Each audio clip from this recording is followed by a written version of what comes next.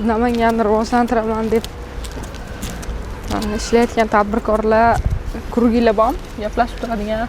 Bor. Namanganni rivojlantiraman degan Namanganda tadbirkorlar juda ham ko'p.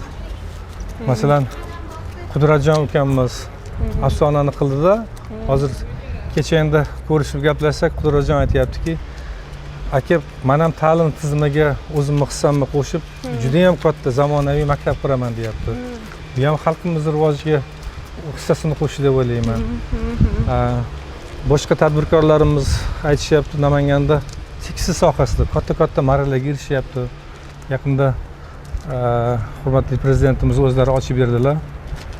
Yuksalishda juda ham katta fabrika ochildi.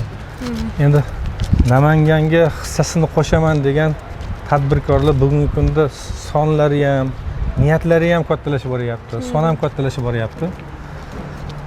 Yaqin yillarda Namanganni tanib bo'lmaydigan oldingi qiyofasi va 5 yildan keyin qiyofasini ko'rasizda, keyin o'zingiz baho berasiz.